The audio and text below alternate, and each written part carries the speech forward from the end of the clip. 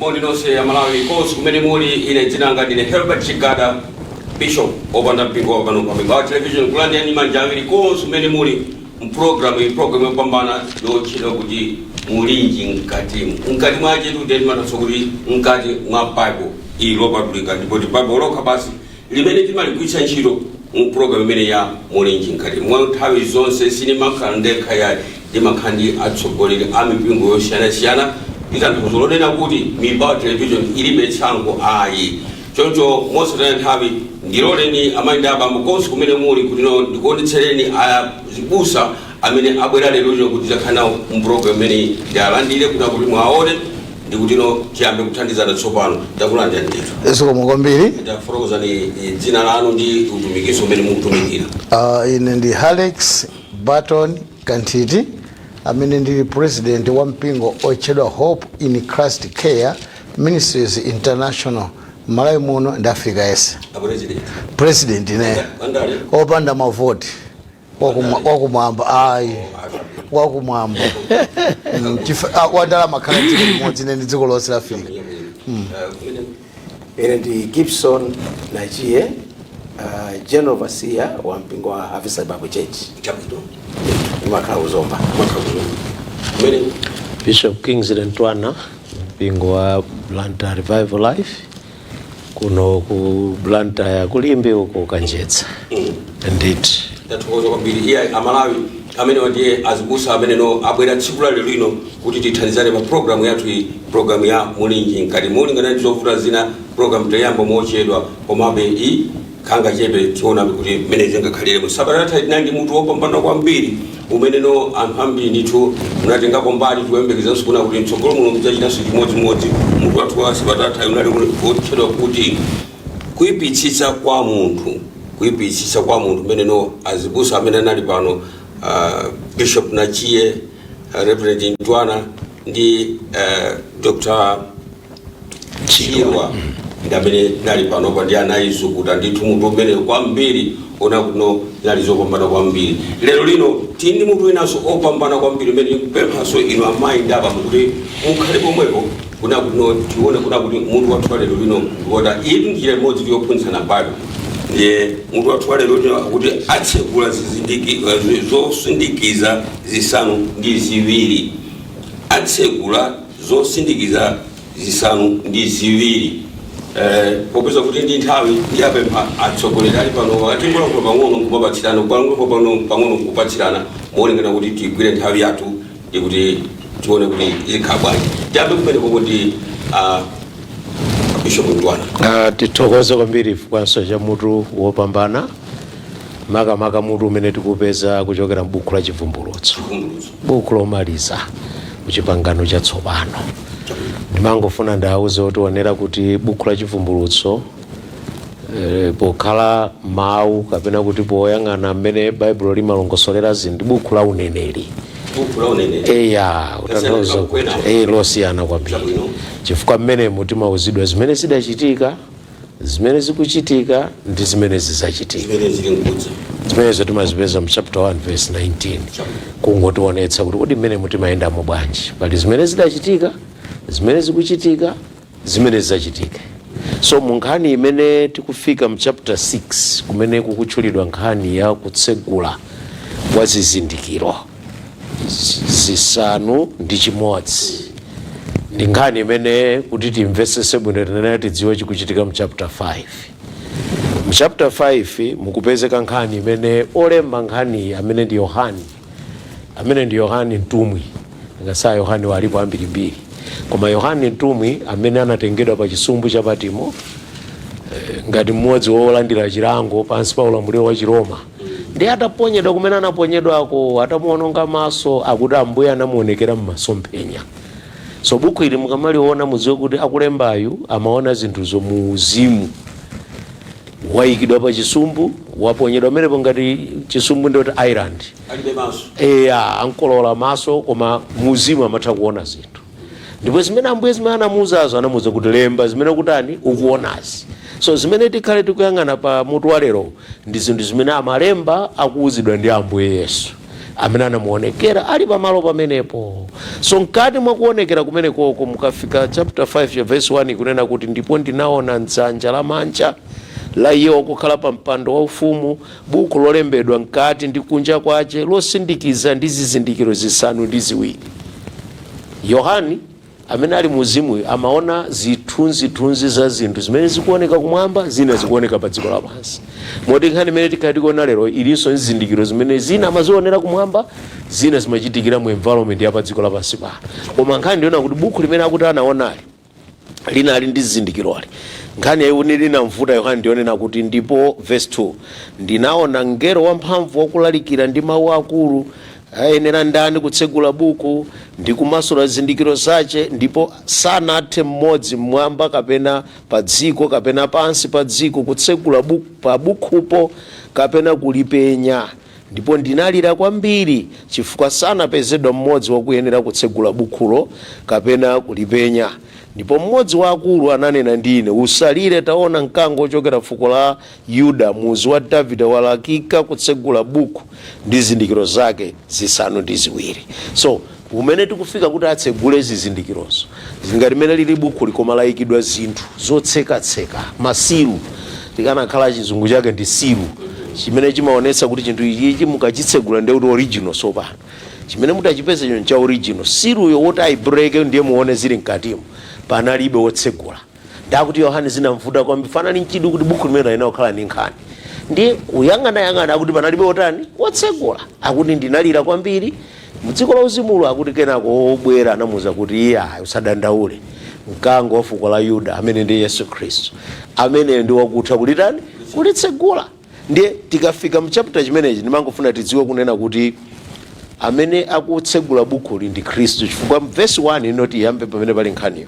Ndipo ndinaona pamene mwana wankhosa anamasula chimodzi cha zizindikiro zisanu ndi ziwiri, ndipo ndinamva chimodzi mwa zamoyo zinayi nichinena ngati mawu a bingu, idza.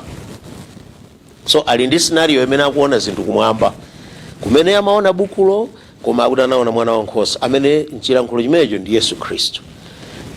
Tiauze otitsatira kunena kuti buku ili linalembedwa mu zithunzithunzi, limayuza zinthu zimene ndi ma images, kapena kuti zinthu zimene mukapanda kuziwa chizindikirocho simumvesesa nkhaniyo ayi, chifukwa wolemba adali nzolinga pa nthawi yakeyo, chifukwa anali pansi pa ulamuliro ovuta kwambiri wa Chiroma umenenso udanzunza iyeyo. Ndipo lemba buku la madzawo likakhala pakati pa Khristu, Aroma amene amadana ndi kuti uzidzuka nkumanena kuti Yesu ndi Ambuye, chifukwa nthawi imene mtsogoleri wa Chiroma amachedwa kuti ndani? Mbuye. Ndi mukanena kuti ine ndili ndi mbuye wanga, amene mbuye wakenso kuti ndi kuti umazunzidwa, umafinyidwa. Ndipo lemba buku linso amakhala ndi chithunzi chofuna kuti zolembazo zisakhale pambalambanda, azimvese momvetsa aliyense iya, koma Khristu akhoza kuzimvesa chimene akunena. So ndi buku limene lili ndi zizindikiro. Chimodzi mwa chimene tiyambe kuchiona chimene cha lero chikuti akuti anatsegula zizindikiro zisanu ndi chimodzi, zimene zinali ndi nkhani ya zinthu zimene zichitike, zimene muchichewa chake ndizinena kuti zinali ma judgments, kapena kuti ziweruziro zimene zibwere pa anthu aja onkana Khristu, anthu osakhulupirira Khristu aja. So muzizindikiro zimene Khristu amafuna azionetsere chimodzi izo tizipezano mu zinthu zisanu ndi chimodzi zimene zaonetseredwa mmene. Mwina ndiyambire pamenepo. Afotokoza bwino Bishop Ntwana. Buku la Chivumbulutso ndi buku limene lili ndi zambiri, komanso kulimvetsetsa kumavuta kwambiri. Nditha kunena pano kunena kuti simipingo yambiri imene makonda kulalikira buku la Chivumbulutso. Ambiri wamathawa. Izi ambiri ali ndime zake, amangosankha ndithu kuna chapter 1 ndikakangatine lero kuti Chivumbulutso chapter 3 verse 20 ndayima pa khomo ndikugogoda mavesi katamene. Bishop. So pano vuto la buku ilili kuyambira nthawi imene linalembedwa zafika lero pali maganizo angapo amene amasiyana. Chifukwa ndikuzoti mwina amene akumvera pano kapena amene akuonera pano atokana maganizo amenewo. Pali ena amanena kuti zimene tikuwerengazi ndi nthano chabe, siwizachitika iya.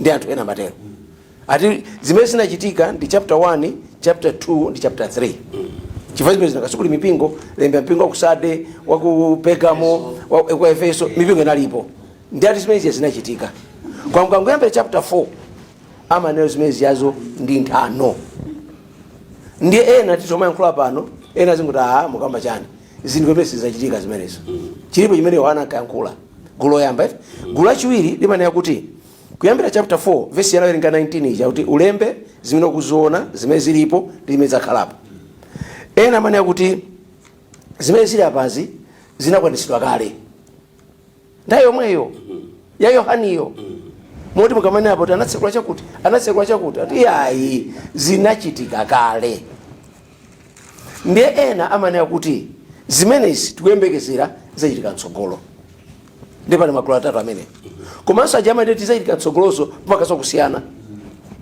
chifukwa amati mtsogolo ndi pamakhala nofunso kodi tikamba kuona zizindikiro zimene zichazo mmene akuzifotokozera muti ifa ndi zoopsa pachapa akutenga akumasula akuti zizindikiro Bible ngati zimatiro zisanu ndi 6 zitha zimene zicha adzapasukena pala 7 ndipo yamba zina 7 choso pazakaso china cha 7 pazakaso china cha 7 yeso mukaona ku chilango chake chunka chichulukira choyamba ichi chikufewa chunka chikwera pana kumapeta ndena maana yakuti kodi nthawi imene iyi akhristu zakhalire kuti ndi ena amatiya ife tizakhalapo enatu mkatikati mwa mavutomo ife tizachosedwa ndi ena amatiya ife mavuto asanayambe chizindikiro chimene tikuwerenga pa chapter 6 asanayambe mwana wankhosa uja ndikubwera ndikumasula chizindikiro chimene chacho ndizakhala kuti ena tizachoka pa dziko lapansi ndi makhristu ngati ziti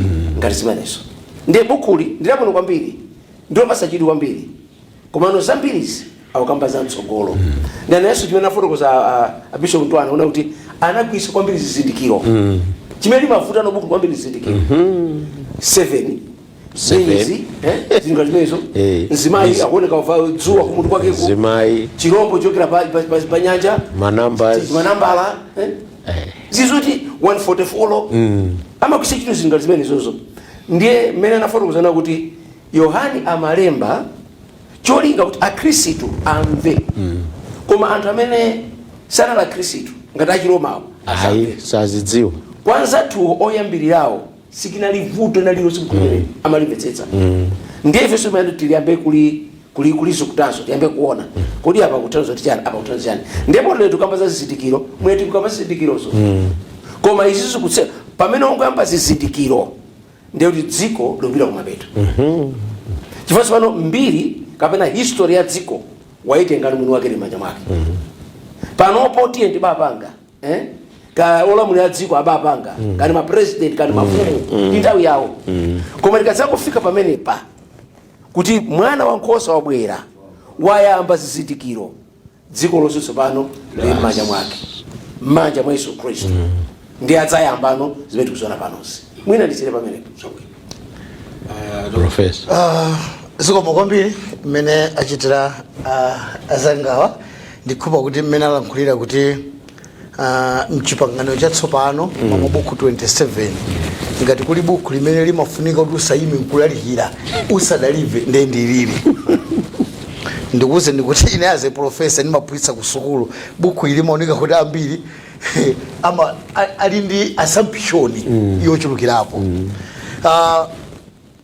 imene lero tukamba kwambiri mwangala kuleza zina zosala kulakale simbwereza koseko tukamba chapter 6 verse 1 to 17 kuti muiwerenge pamene papa ndimafuna ngoyipanga samali kuti pamene tikuyamba kulowa tizowa mwina kachimodzi kuti muwerenge verse 1 ndi 2 kuti mumve chenicheni chimene akamba muona akamba za antichrist osutsana ndi Yesu Khristu pamene mukafika 3 ndi 4 muona akamba nkhani ya nkhondo pomwe pato pamene mukabwera 5 ndi 6 akamba za njala pamene mukabwera 7 ndi 8 akamba za imfa pamene 9 to 11 akamba anthu amene baphedwa chifukwa Amalitiri. makana Khristu Yesu amene kuya Amalitiri. ifeyo tidzatsimikiza tilondolera ndaniyo Khristu Yesu yemweyo. yemweyo kaya kuphedwa akatitani amene amachoti the martyrs remnants anthu otsalira kuti akhulupirira Yesu ndi mona verse 9 iyo mpaka 11 akamba anthu Yes, amenewo yes. ndekena akamona no 12 mpaka na 17 akamba za anache eti gulu limene likuvetsabe kuti chuchitika ndi chani ndi buku limodzi limene likamawerengedwa zimafunika kudziwa ndilankhule motere kumene ndikumkapwina ukopoti ndi nthawi tizikamba mwachidule buku ilili lidagawidwa mzigawo 13 pa zigawo 13 iyo chigawo chine chilichonse chili nzimene adalankhula chigawo chimene tikugawachi anakamba kale m'bale wangayo mchigawo kwambe namba 4 mpana 7 ndi chigawo chachiwiri chimene afotokozera zizindikiro zimene zidzayambe kutsogolo mukalilondola buku likwambiri amona zigawo zoyambirira chokhachi chimene akamba kubwera kwa Khristu Yesu Yes. lapcha ikuchitika koma kenaka kwafika 4 mapana 6 kufika metafikapo ndi zizindikiro zimene zikutani zikuchitika zimene balonga nachana angula kuti ikadzafika nthawi iyi ndiye kuti there is no any power from this earth imene adzakhale ndi ulamuliro nthawi imeneyi mchifukwa chapter 5 mumona akuti akubwera yekha mwana wachani wankhosa kudzamba ntchito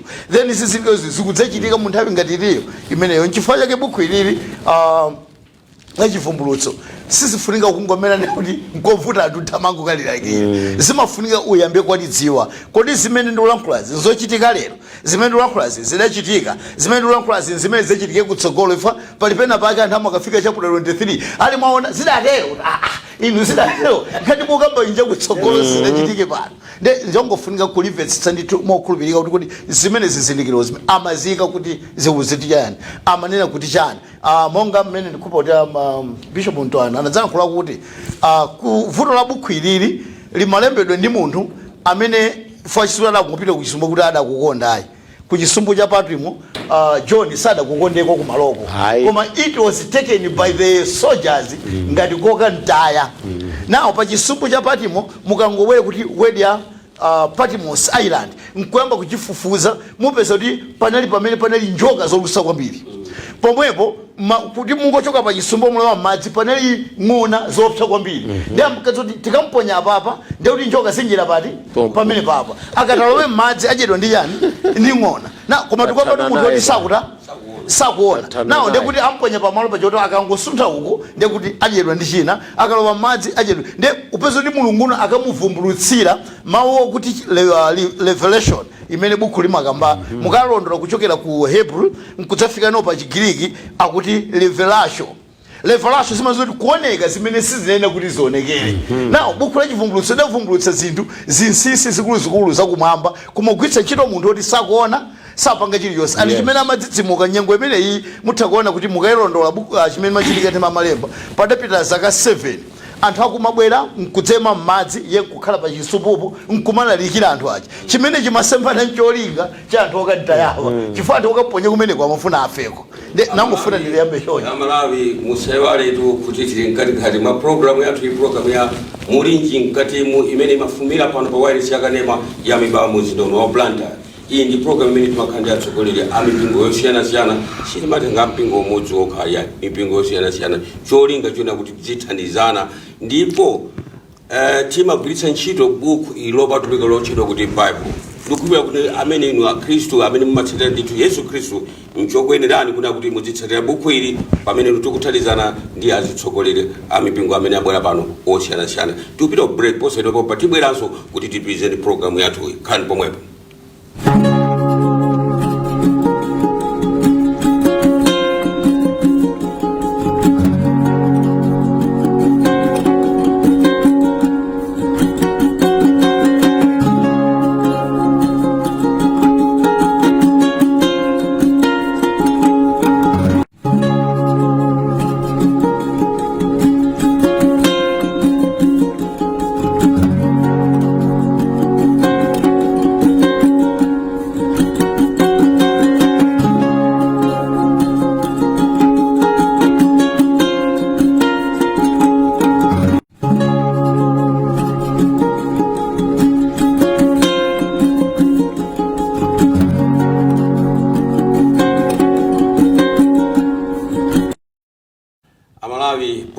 ndi yochita kuti Mulinji Mkatimo imafumira pano pa waisi yakanema ya mibawa muzinono wa planta ndi dzidzimuka kwambiri kuna kuti azibusa amene ndabwera nawo lero sikuti ndangobwera lero lokha koma ndi ankhalakale koma buku munthu umene tikukamba tsiku la lero lino nawonso adzidzimuka nawo monga amene akufotokozera kuna kuti no buku la chikumbutso ndi buku lovuta kwambiri lofuna kulimvetsetsa ni chifukwa chake no atsogoleri ambiri azibusa ambiri amathawa kuliwerenga buku limene kulalikira buku limene la chikumbutso chifukwa zimakhala kuti zimavuta kuti alimvetsetse koma ndi ndo anu kuti nabusa umene muli kuna kuti mudzimvetsetsa buku kuti mudzatanthauzira mudzititanthauzira ife anthu mmakachisimo apisho munachi mmati bwanji mmene anafotokozera a professor kuti mavesi awiri oyambirirawo akukamba za okana Khristu mwina tangowerenga mofulumira version yangayi tikusiyana ndi yanuyo pang'ono chifukwa ine mawu amene akufuna otsogolera tunena kuti kutsekulidwa kwa zimatiro zisanu ndi chimodzi tinatika siruja kuti zimatiro zomata vesi ya 1 ndinaona pamene mwana wankhosa anatsekula chomatira choyamba cha zomatira zisanu ndi ziwiri zija ndipo ndinamva chimodzi mwa zamoyo zinayi zija zikunena liwu lomveka ngati bingu kuti bwera. Nditayang'ana patsogolo pake ndinaona kavalo woyera wokwerapo wake anali ndi uta ndipo anapatsidwa chipewa cha ufumu ndipo anatuluka kupita kukagonjetsa anthu ena. Chithunzithunzichi ena amaganiza ndi Khristu koma anapatitsa kukana chifukwa amene akutsekulayo mwana wankhosa ndi Khristu. Ndi apa chimene tikuona chakuti amene akudzuka apa kavalo oyamba ndi mzimu wa okana Khristu. Tikatukana Khristu kamba kuna kuti olowa mmalo mwa Khristu ngakale chiwacho chizungucho tikafufuza bwinobwino kuti antichrist si okana Khristu ya koma munthu amene amazitchula kuti ineyo ndiye olo Khristu. Utikamati antichrist kwamba munthu amene amati ine ndiye Khristu amene adzauza anthu pa dziko lapansi anayamba kale adzauza anthu kuti musavutike zakuti kuli Yesu kakunali ndani kulibe ngati mufuna zanu zikuyendereni ine. Koma tisapusitsidwe mwina sazachita obwera ngati munthu mwina adzabwesa ma system adziko amene adzayika in place chimene chidzapangitse anthu maso akuchosa pa Khristu ndi kuyang'ana pa zinthu zina. Mundati muyang'anitsero lino tikafika nkhani yopemphera iunganizirala pang'ono chiupangisa kuziracho ndi chani ndi chinzimu ngati chimenezi. Yohana anayankhula kale kuti mzimu uti okana Khristu kwani Yohani akwamba zimene ati mzimu okana Khristu wafika kale ndipo uli pakati pathu. Chimene tikuona panochi ndi kuma climax sopano eti kuti sopano zija zinayambika kale zija zachitika. Lero mundati muyang'anitsitse anthu ambiri akumukana Yesu. Chizimu chake chimenezi akumukana Yesu. Tukamba kuti usapita kuchalichi kumene sikamba kuti kumapita kuchalichi iya tukamba kukana kumene Yesu tukana lero lozoti Yesu ni mpulumutsi ndi chani ndakali kumva ina nthawi yankhulaona kuti ngati dziko lapansi likuvutika ngati dziko la mali likusauka ndi chifukwa cha Yesu amene malalikira ino titangumuchosa Yesu afika size zimene titangumuchosa Yesu uja alizikula zakhala bwino ndi chizimu chichatani chamba kuchita ndikafala ke ndi uti amene ndiye adzapasula mphamvu adzagonjetsa ifaka data kwa gonjetsa koma chimodzi chokondesa kuti okhawa amene ndosankhika ka Mulungu saza kuchitana the remnants amene ndesizatheka zakata na msentu ndi wanji adzayimanji mwina ndikemfo jatawo kuti mali mula mthandino mwina asanabwere professor ningonena chinthu china kuti uyuyu akukwera pa kavalo woyera amene tikuti antichrist okana Khristu oyo atachita zimenezo Khristu ali nalonso tsiku limene azatulukire atakwerano wake woyeranso. Then mafuna anthu adziwe kuti ku machitidwe athu ku chivumbulutso 19 kuti adziwe kuti weniweni ndi uyu verse 11 19 verse 11 ndipo ndinaona mutatseguka mmwamba ndipo taona agonjetsa chirombo ndi mneneri wonyenga. Ndimangofuna tumuone kuti wokwera buluyo akukwera nkumachita matama akewo kunonso kuli mwini wake tsopano adzatulukira chifukwa kuti ndipo taona ni kavalo woyera ndiye wakunkwera wotchedwa wokhulupirika ndi woona ndipo aweruza nachita nkhondo molungama amene ndi Khristu sopano watulukira. Timafuna abe tipange clear pamene popo kuti pamene tikukamba za antichrist iyo kuti ndadzabwera nkumachita chipwirikiti chakecho, koma leta akubwera mwini wake kuzathana ndi nkhondo itsopano. Ndimangofuna nditsindike mfundo imeneyo. Koma abe poti tikupitirira mwina tibwere ku chinthu chachiwiricho chimene tikukamba za ngamira kapena kuti bulu amene akuoneka wofira. Ameneyu akungotionetsera kunena kuti kufira kwa kuti watenga lupanga komanso wakhala ndi ulamuliro mukayang'anisisa, koma amene akuti adzapatsidwa mphamvu zochotsa mtendere. Chimodzi kuti chimvesese adzachosa mtendere. In other words, kutanthauza kunena kuti kudzakhala nkhondo imene sikudzakhala chaninso mtendere. Lero sitikumaziona zikuchitika kakona kena kapadziko pano chaku Ukraine chauko uku chaku Middle East kwina kuno timakhanga tikulipe. Chifukwa chimodzi kuti chimvesese nchona kuti zinthu follow tikuziona zili nkuonekeredwa pa mabulu follower. Zimenezo ndi gawo chabe la zoyamba la zinthu zachiweruziro zimene zidzabwere, koma zili limited ku a certain portion of the earth, kapena kuti gawo linalakala dziko lapansi. Ngati mezi zichitikira muti zichitika mbali nake kwina kwakulika mpumulo.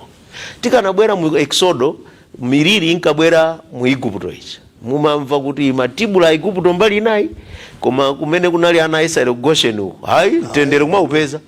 Kungoonesa jana nena mina nena bishop njoti ya yokhulupirira otu adzabisidwa adzasungika. Mulungu ali njira zake zosungira akewo maremu natsimwa achola aja. Koma ndimafuna kunena kuti uyuyu obwera pa ngamira imene yofirayi ameneyo akubwerera nkhondo, koma ngakhala akubwera kuzachita nkhondo imene yoyo mtendere weniweni umene dziko likuyena kuyembekezera ndi umene adzabwerese Khristu. Palibe akunamizeni pa dziko pano ndibweresa mtendere. Ayi mwini wake adzatulukire ndi amene adzabwerese chani mtendere. Koma apapa tikuona kuti nkhondo ikabwera imene akuyenera kuti idzachosa mtendere ni nkhondo ndithu ya chinthu chimodzi mwa ziweruziro zimene zabwere pa dziko lapansi. So tikamaziona zazing'ono pa dziko pano lero nchiyambi chabe imeka preliminary kongotira nkhula kuti ngati izi zikuziona lero nanga izi jana nena zikazati zikwaniritsidwe zizakhala bwanji. Titati tingona zimene timaona pano pa makanema timakhala kumaganiza kuti imene nkanema ayi sikanema ndizenizeni zikuchitika mmene akutibulira anthu ugaza cha uko mbaliza uko iniwe kumaona mmene nkhondo chaikuopsera nkumati koma tsopano zijakunena zizitati zibwere ndi zizakhala tu zikulosera pansi panopa tikumazimvera kakona kena kake. Koma nkhani ndiona kuti akulongosola za chiweruziro chimene chizabwere pachani pa dziko lapansi pano. Mwina azanga aitenge number 3. Sokoma kwambiri. Pamene bale wanga olankhula kwambiri choyamba chachiwiri mangofuna kuti ndingophatikiza chifukwa cha nthawi yathuyi ndiphatikiza cha nambala 3 ndi cha nambala 4 zimene akuchira nkhula mokhulupirika kuti ndi njala famine. Ndipo muona ngakhale magulidwe ake akatundu wakudayo amagulidwa mosiyana imene nomwe amata amagulidwira. Ndipo mutakuona kuti mpaka na verse 8 iyo imene limpatikiza ziwiri ndi imfa akuti ndipo iyeyo verse 8 ndipo ndinapenya taonani kavalo wotumbuluka ndipo iye wakukwera dzina lake ndi imfa. Verse 8 so kuti mutakuona kuti zimasiro izi kapena kuti zizindikiro zikubwerazi Yohani mmene amaziona from ifala. Ndikumbukira dziko linake professor Ngamadia zimene zongoti amasokaniza koma look unto this with spiritual eyes. Chifukwa chimukachiva kwathu sichitani sichiteka tichive nditu mauzimu kuti kodi Yohani what drive him kuti akafike pomona zizindikiro ngati zilizo zimene zizi and zizindikiro zimene zimene zangani akale kuti leroli zomakuoneka ngati kuti it's just vuto ndi uyo akuoneka ngati ngokaza akuchita kena kache koma utsoti anthu adapanga drive kuti konkuja mukamakasera mpira ngati mukasereka kusene kuti ngochola kumene pano pakusewerako je chimene machitika choti ntchito yakulu sikukhala kusene gogoya imakhala in preparation pokosekera chanicho gemuyo ndiye chimene chuchitika papa lero zimene tuzonazi ndikukosekera kwa magemu kuzokera zimene zutsatanizo zikubwera izizi ndi mablueprint toti anthu azitha kuona kuti tikupita kuti but at the same time Christian sineno khala ndi nkhawa because tili naye wamoyo amene amatetezera m'madera onse. N'chifukwa chake gawo 5 kuyambira verse 5, 6, 7 ndi 8 tikuona pali njala komanso pali imfa. Koma tikabwera kwenapo ndikupa lumwene wina athalankhula amene poti ndi nthawi tingogawana kene tiona Matias. Yeah. Akamabwera nachiye ningorumikiza kunena kuti mu zimene tikuziona za akavalo follows ndinanena kuti kagawo ndi 1/4 of the earth imene ikukumana ndi zinthuzi. Komanso yo tidziwa nchona kuti Mulungu akuchita limit chiweruzirocho to a certain gawo kuti tibachita mbali yoka kuti mwina akazionera kuti ena akapasidwe mwayi kuti chikamachitika kwina chitiphunzitsa kunoko tinene kuti ngati zikuchitika uko sikuneza tipeza ndani. In other words akutanthauza kuti Mulungu akuperekabe nthawi kwa anthu osakhulupirira kuti mwina chifukwa cha chiweruzo chikuchitika ukocho akhoza kutengapo mbali yonena kuti ndibwerere kwa Khristu ndisiye uchimo ndimfunefune Mulungu. Koma mchilango cha Mulungu chimene akubweretsa ngati chiweruzo chili ndi kadera kamene chikuchita affect.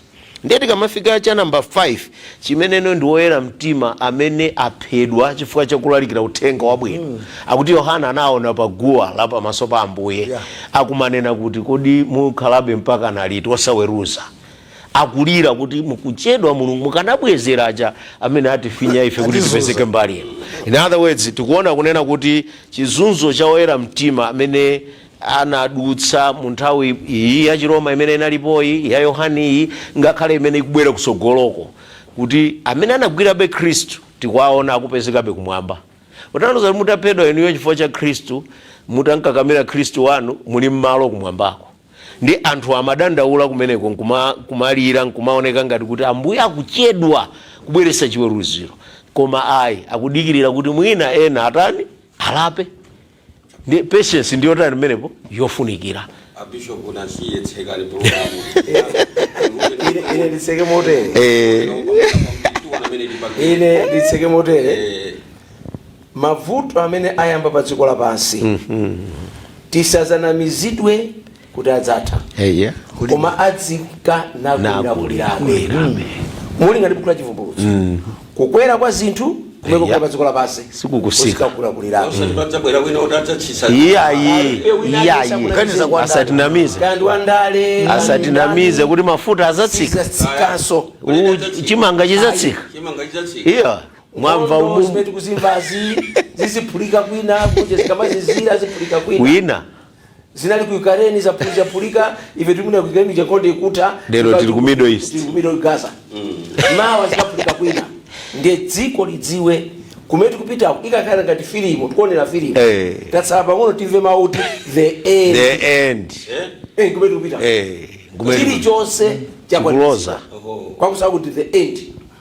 Moti suna lilose lipenga itakulira. Ngati tisakonzeka kukhala ndi Yesu ali pa chiopsezo. Ine tundi kuthokoze na zibuso chifukwa kubwera kutakana pa program ya Mulinji Mkatimo. Mulingana ndi nthawi yakhangati kuti yalivuta lero kuona kuti magetsi analivuta koma kuba kuna kuti no sitisira pomwe pa buku limene la chivumbulutso. Ndikuba kuti tipitirize fona kuno anthu ofuna kuti amvetsetse. Kwa monga mene mwafotokoza azibuso kuna kuti no ambiri amalithawa buku limene la chivumbulutso kuti alilalikire makachisika. Koma tithawa bwanji kupeza kuti imene lili. Yene akuna kuti sukulu ya fotokozere anthu amve kuna kuti no zili kudza poseyedwa kompa. Mulungu akutsogolera azibusa nonse ko tunali kutumikira kwa bwino mautumikano amene mukutumikira.